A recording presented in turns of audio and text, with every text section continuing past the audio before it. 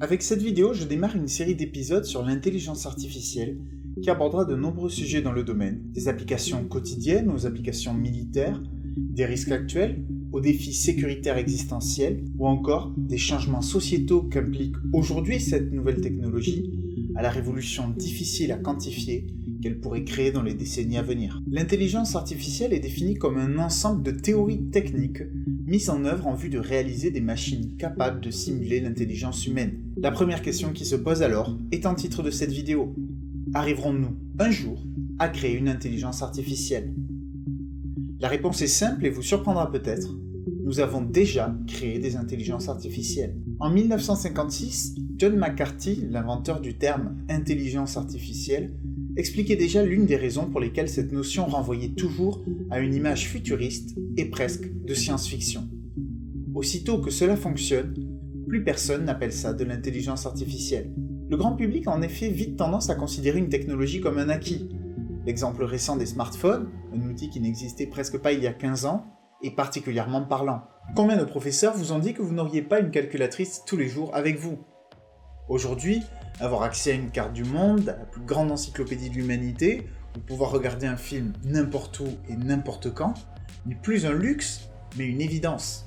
La même chose est arrivée à l'usage de nombreuses intelligences artificielles, qui font d'ailleurs parfois partie des exemples précédents. Nous sommes dans notre monde actuel entourés d'intelligences artificielles que nous considérions il y a plus ou moins longtemps comme telles, mais qui sont désormais devenues de simples outils, évidents dans notre mode de vie. L'idée d'une voiture se conduisant toute seule paraissait saugrenue il y a encore 5 ans et était alors certainement considérée comme de l'IA. Aujourd'hui, des véhicules quasi autonomes sont sur le marché et des pays tels que l'Estonie autorisent déjà le niveau SAE 3 sur 5, un niveau où le besoin d'un humain est extrêmement réduit. La technologie a fait son chemin dans l'esprit des individus et n'est déjà plus tant considérée comme une IA que comme une évolution normale des modes de déplacement. Lorsqu'Apple dévoile Siri en 2011, c'est un vieux rêve technologique qui est réalisé. Discuter directement avec un ordinateur et être compris par celui-ci. Les assistants personnels ont beaucoup progressé depuis, mais le schéma reste identique. C'est aujourd'hui une technologie normale de notre vie et même des avancées conséquentes ne nous marquent que pour un temps réduit. So how can I help you? Hi, I'm calling to book a woman's haircut for a client. I'm looking for something on May 3rd. Sure, give me 1 second. Mm-hmm. Sure, what time are you looking for around? At 12 p.m. We do not have a 12 p.m. available. The closest we have to that is a 1:15. Do you have anything between 10 a.m. and 12 p.m.? Depending on what service she would like. What service is she looking for? Just a woman's haircut for now. Okay, we have a 10 o'clock. 10 a.m. is fine. Okay, what's her first name? The first name is Lisa. Okay, perfect. So I will see Lisa at 10 o'clock on May 3rd. Okay, great. Thanks. Great. Have a great day. Bye. Il suffit que la technologie soit implémentée depuis suffisamment longtemps pour qu'elle ne soit plus regardée comme de l'intelligence artificielle par le grand public. Les technologies poussant toutes de plus en plus loin, le temps nécessaire pour l'acceptation globale ne fait que se réduire. On peut alors légitimement se demander si le concept même d'intelligence artificielle ne finira alors pas par disparaître une fois que les technologies qui en tirent parti seront suffisamment développées. En attendant cela, le sujet est aujourd'hui tellement vaste qu'il est difficile parfois d'en réaliser les limites. Difficile en effet de voir le lien entre une voiture autonome, l'algorithme de YouTube ou encore une application de jeu d'échecs. De ces motifs se dégagent ainsi certaines des raisons pour lesquelles l'intelligence artificielle semble toujours être une technologie futuriste et inaccessible. Afin de donner une meilleure vue d'ensemble, on peut commencer par scinder les intelligences artificielles en 3 catégories. ANI, AGI et ASI. ANI, pour Artificial Neural Intelligence, représente la catégorie que l'on côtoie de façon quotidienne sans plus vraiment le réaliser. C'est une intelligence qui nous est bien souvent très supérieure, mais dans un domaine extrêmement précis. Deep Blue, l'intelligence artificielle qui a battu Kasparov aux échecs, en est un des meilleurs exemples, puisqu'elle est capable de battre les plus grands maîtres aux échecs, mais serait incapable de donner l'heure française. Ce software était un accomplissement incroyable il y a 20 ans, Aujourd'hui, tout le monde a accès à des applications bien supérieures sur son smartphone, ce qui souligne bien l'entrée des ANI dans nos vies. Pour reprendre un exemple déjà évoqué, les logiciels de reconnaissance vocale sont un des autres types d'ANI que l'on trouve désormais au quotidien. AGI, pour Artificial General Intelligence, représente ce à quoi l'on pense généralement lorsque l'on entend les termes d'intelligence artificielle. Nick Bostrom, un des plus grands penseurs du domaine, l'a défini comme une intelligence capable d'égaler les capacités d'un être humain moyen dans la plupart des domaines importants dans la pratique.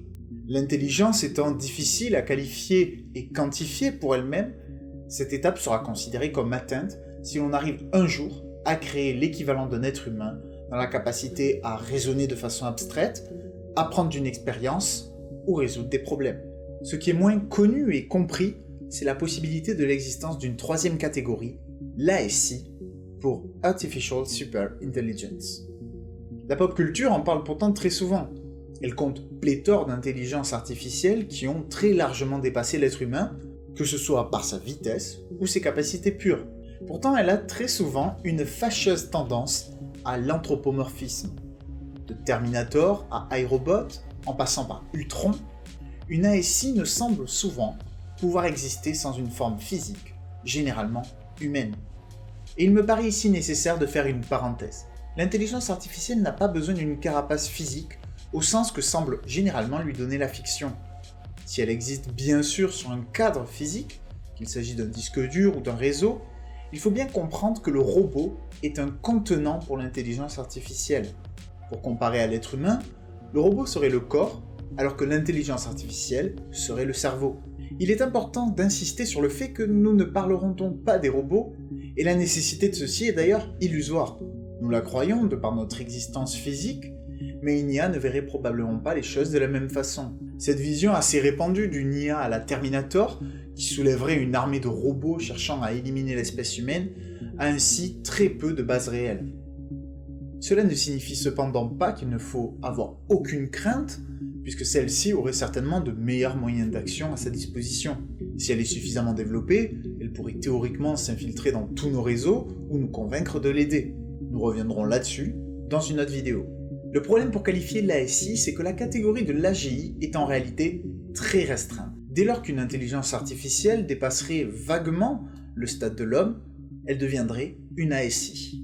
Il n'y a alors plus de limite à la catégorie de l'ASI qui pourrait contenir des IA des milliers ou des millions de fois supérieures à leur créateur. À ce stade, l'intelligence artificielle devient supérieure à l'être humain dans presque tous les domaines, y compris ceux créatifs tels que l'art. Si cela sera bien sûr abordé dans d'autres épisodes, il faut alors considérer qu'elle puisse être capable de nous manipuler et nous convaincre sans qu'on le réalise. Si une intelligence générale causera déjà des changements radicaux pour l'humanité, ceux possiblement engendrés par une super intelligence sont à peine concevables. La question qui se pose véritablement n'est donc pas de savoir si nous arriverons à créer une IA, mais bien si nous arriverons à créer une AGI ou une ASI. Le moteur de ces vidéos sur l'intelligence artificielle sera l'étude du chemin entre les ANI que nous utilisons actuellement vers une éventuelle AGI et les évolutions drastiques qui découleront de ces évolutions. Nous avons à l'heure actuelle considérablement avancé dans la première catégorie, les intelligences dites étroites, qui sont extrêmement douées dans une tâche très précise. Comme je le disais plus tôt, notre monde est infesté d'ANI qui lui permettent de fonctionner correctement. Si j'ai évoqué le cas des voitures autonomes, il n'est même pas nécessaire d'aller chercher aussi loin. La majorité des voitures actuellement produites offrent une assistance au stationnement qui est une ANI. De la même façon, tout type d'autopilote en est une. Du bateau qui traverse la Méditerranée à l'avion qui traverse l'Atlantique, une grande partie des trajets sont réalisés par un logiciel. Le prix de votre billet est d'ailleurs aussi désormais décidé par une intelligence artificielle en fonction de multiples critères pour augmenter au maximum la rentabilité des compagnies. Tous les sites de e-commerce en font aussi usage, et pas uniquement afin d'adapter le prix à ce que vous êtes prêt à payer.